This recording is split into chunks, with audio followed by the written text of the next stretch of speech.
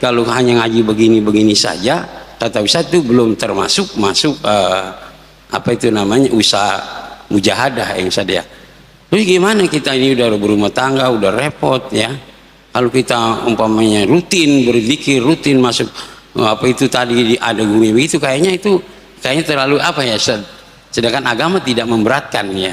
Itu. Terus pertanyaan saya yang kedua, saya lihat sekarang ini anak-anak muda Ustadz, kalau ada Habib itu mereka semangat sekali.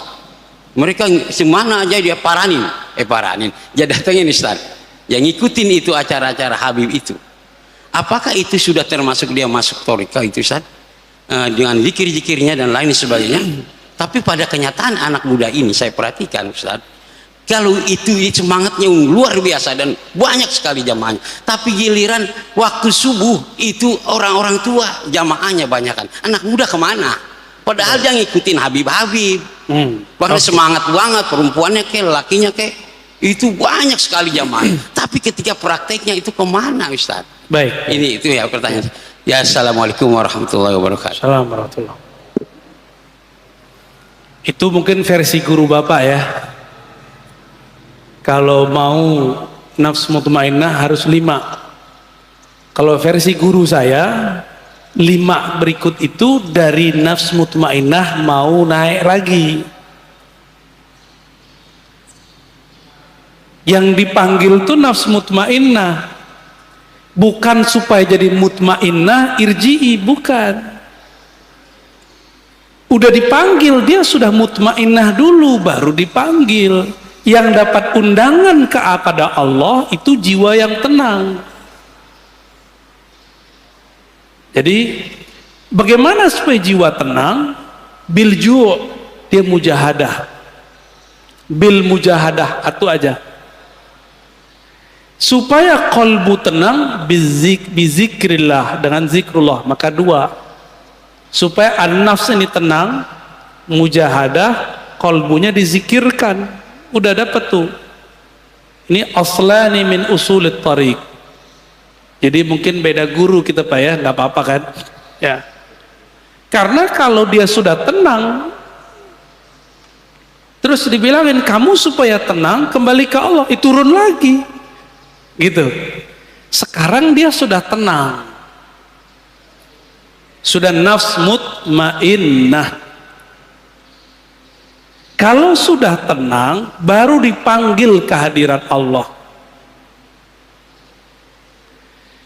Dipanggil kehadirat Allah, disuruh gabung dengan hamba-hamba Allah. Jangan nafsi-nafsi, jangan sendiri-sendiri. Nggak ada orang usul kepada Allah sendiri.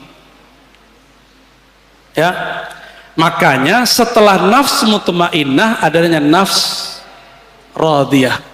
Habis itu ada nafs mardiyah, ada nafs kamilah. Jangan dibalik, ya itu kurang pas menurut saya ya. Terus jangan sibuk dengan aib orang. Kalau ada anak muda senang sama habaib, alhamdulillah. Subuhnya belum bangun, yang penting dia udah ngaji duluan. Emang antum bisa jamin besok bisa subuh? Kan nggak bisa jamin. Jadi kalau ada anak muda senang ngaji sama habaib, kita katakan alhamdulillah. Semoga besok ngaji sama habaib subuhnya masuk. Kita sibuk dengan aib kita sendiri. Kalau ada anak muda udah cinta habaib, itu udah bagus Pak. Dapat syafaat dari baginda Nabi SAW.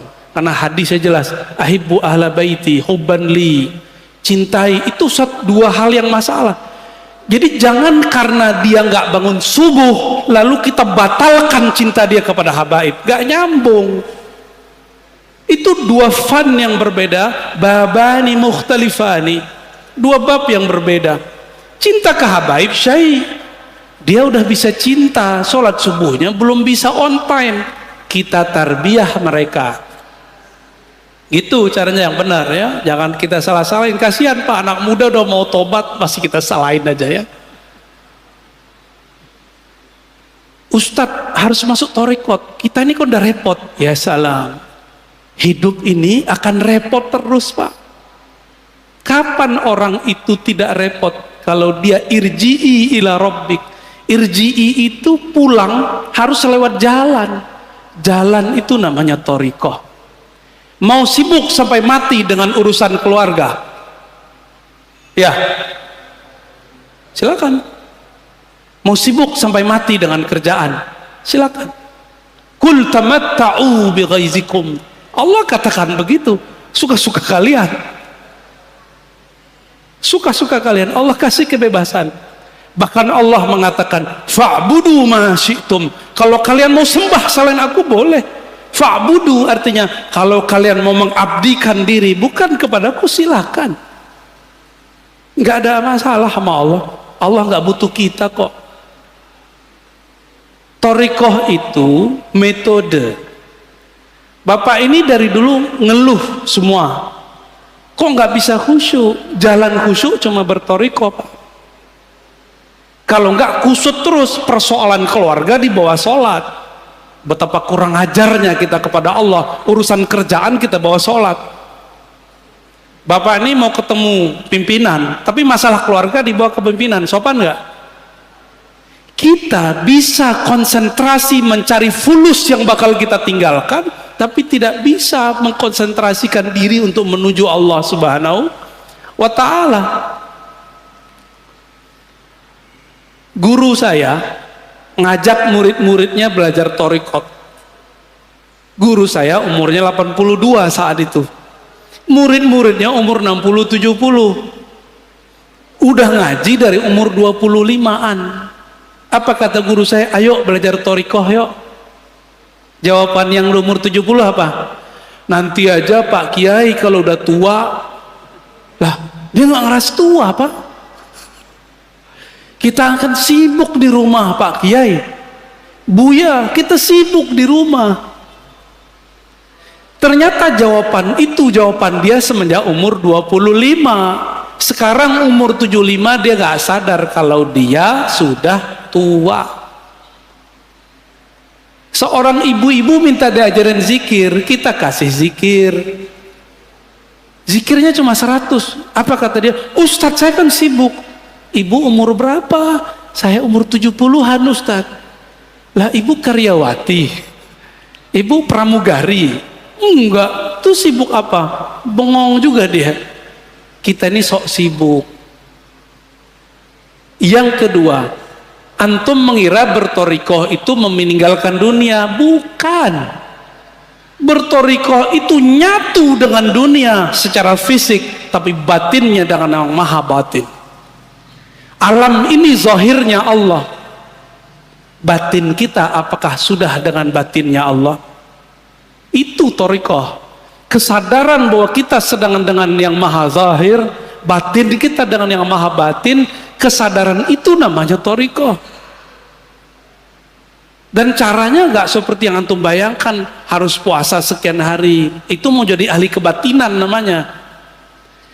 Jadi thariqah itu beda orang beda cara, nggak saklek. Oh, kalau sama Kiai Fulan puasa dulu sekian hari, mutih. Enggak. Mungkin kita beda guru kali ya. Guru aneh kalau ngajar thariqah itu sederhana sekali.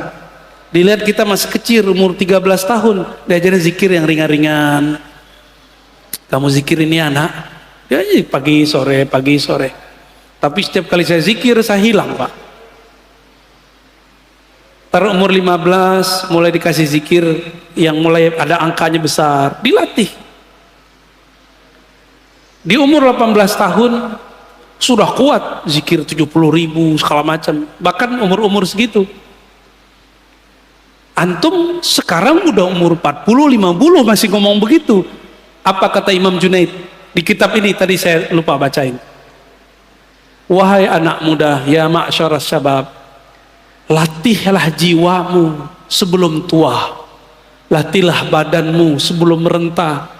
Karena nanti kalau badanmu sudah tua, sudah renta, kamu tidak sempat lagi mengikuti jalur-jalur ulama salafus saleh seperti saya ini.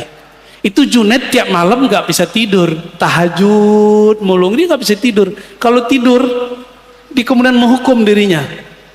Nggak berlebihan, itu biasa untuk Junaid. Sekarang saya kasihan, miris lihat anak muda hari ini.